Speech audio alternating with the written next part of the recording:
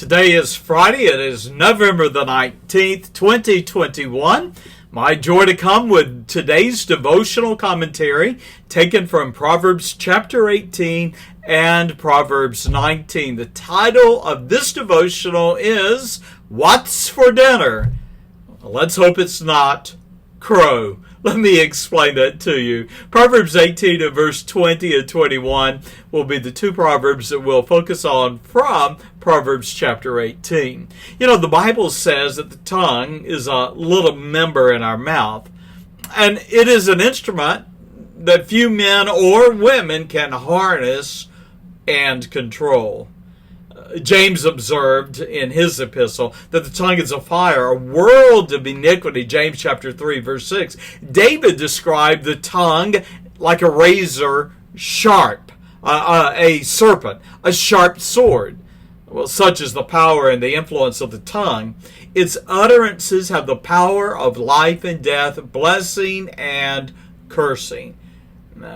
Solomon, perhaps reflecting on his father's wisdom regarding the tongue, states in his proverb the fact that the tongue has the power to bless and destroy. Proverbs 18 and verse 20, we read, a man's belly, that is his stomach, shall be satisfied with the fruit of his mouth, and with the increase, the gain, the produce of his lips shall he be filled. The word filled is the word nourished. You see, here's the meaning. When words are used righteously, they affirm, they express love, edify, and comfort.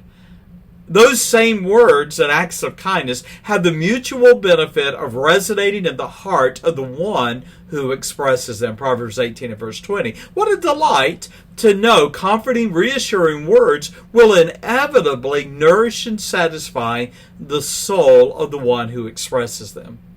Now, Proverbs 18 and verse 21. Death and life are in the power or the hand or the authority of the tongue. And they that love it, the tongue, shall eat the fruit thereof. Now, Proverbs 18 verse 21 then is now considering the negative aspect of the tongue. You know, it is sport for the wicked to slander and malign a good man's character. However, be forewarned, the wicked eventually eat the bitter fruit and bear the consequences of their words. Here's a closing thought for this first half of the devotional. Someone has said a bit of love is the only bit that will put a bridle on the tongue. Someone else has observed some people speak from experience and others from experience they don't speak.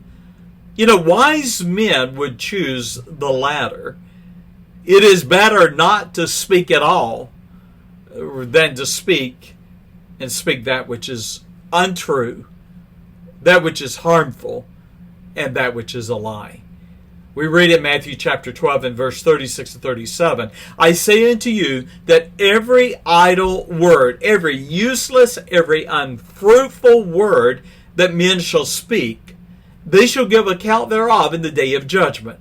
For by thy words shalt thou be justified, by thy words thou shalt be condemned. Can I give you a word of advice?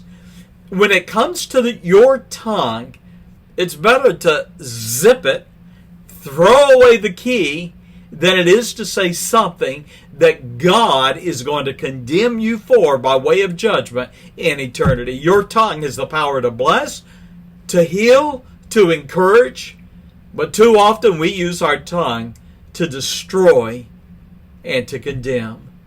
I encourage you today, use your tongue righteously. And by the way, put a rein on it.